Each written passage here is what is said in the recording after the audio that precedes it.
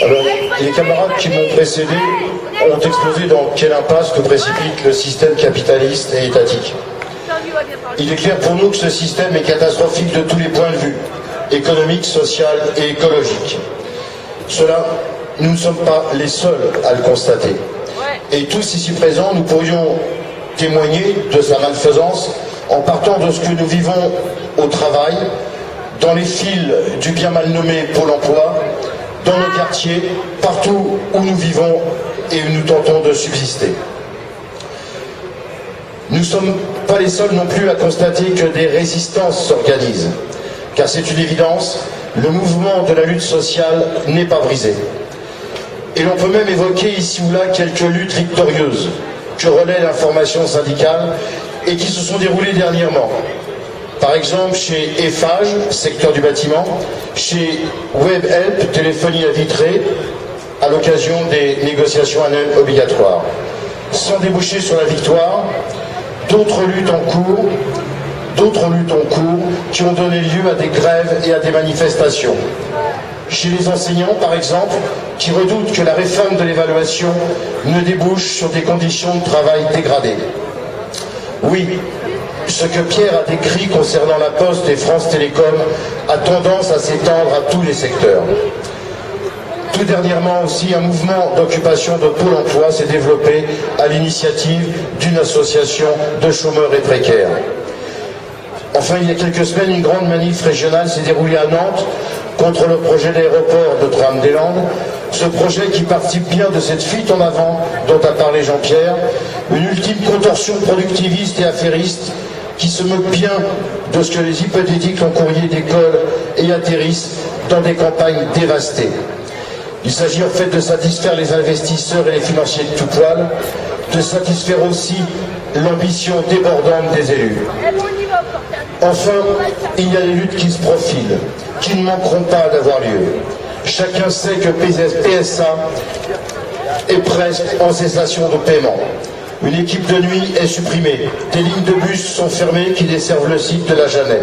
Gevco, Plasticonium, Sanden, de multiples entreprises vont être impactées par la diminution d'activité et avant tout leurs salariés. Ce serait intéressant que nous mutualisions nos témoignages et nos expériences dans tous ces secteurs.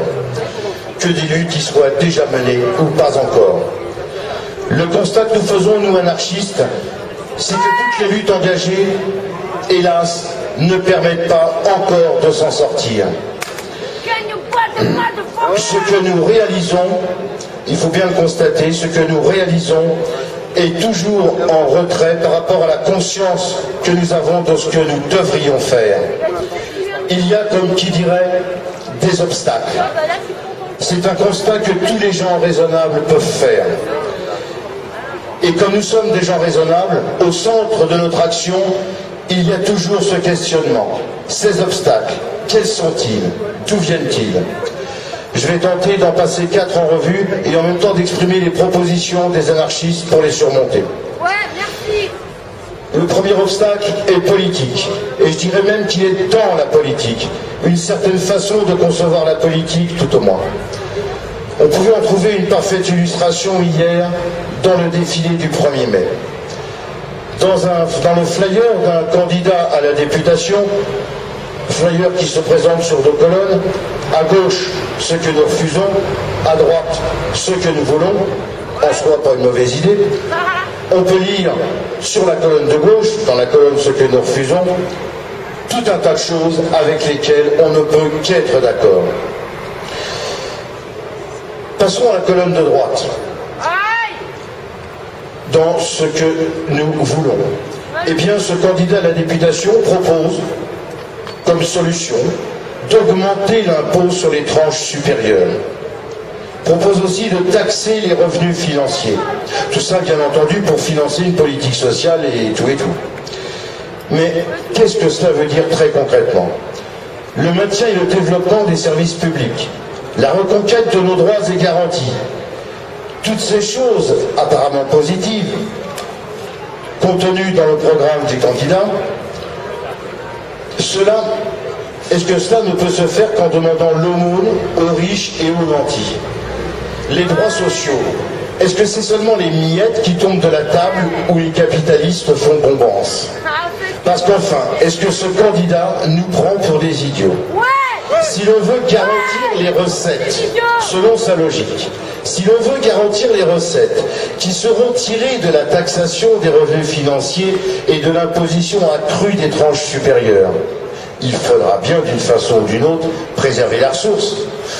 Donc, en même temps qu'il votera une loi de finances pour se conformer à son programme, Denis Kermen, il s'agit de lui, membre du Front de gauche, s'il est élu député, sera nécessairement amené à cajoler les financiers et maintenir les prodigieux écarts de salaire, s'il veut précisément continuer à les ponctionner.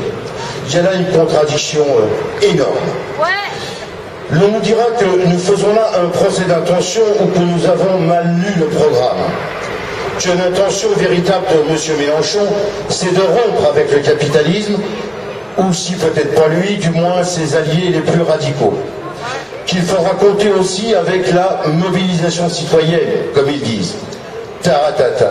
Si nous haïssons les programmes politiques, et spécialement ceux de cet acabit, nous savons les lire. Ou plutôt, c'est parce que nous savons les lire que nous les haïssons. Comme nous l'avons dit, nous sommes des gens tout à fait raisonnables. Cet obstacle-là, donc le premier que nous identifions, porte un nom. Il s'agit du réformisme. Et pas ce réformisme syndical honnête, celui qui consiste à préserver les acquis et à en conquérir de nouveaux. Non, il s'agit du réformisme politique, capitulard et étatiste. Celui qui désespère immanquablement les travailleurs, mais excite suffisamment les possédants, qui n'apprécient pas d'être un tant soit peu gênés aux entournures, et leur fait donc entrevoir dans ces conditions le fascisme ou la solution autoritaire.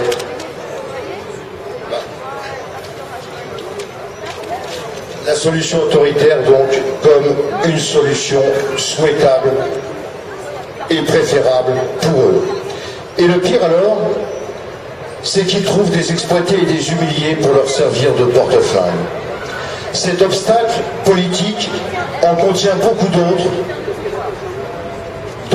d'autres, des formes corollaires, pourrait-on dire. Ainsi, cette agression faite au peuple, supposée par nature, sensible et perméable aux idées lepénistes. Si les réformistes adoptent une posture uniquement moralisatrice et accusatoire à cet égard, c'est à notre avis pour mieux camoufler leur responsabilité dans ce naufrage. Car enfin, souvenons-nous, qui a privatisé plus qu'aucun autre gouvernement de droite ne l'avait fait avant lui il y a une douzaine d'années? Qui a fourni toutes les garanties de servilité à Barcelone et ailleurs dans toute une série d'accords et de traités qui préfiguraient le MES, le nouveau traité européen, la pseudo-réforme des retraites? Est-ce que ce n'est pas par hasard un ami de M. Hollande? Est-ce que ce n'est pas la politique de Jospin, en son temps, qui a provoqué le choc de 2002? Vous vous souvenez? Le Pen au second tour. Pour nous, il n'y a pas de différence.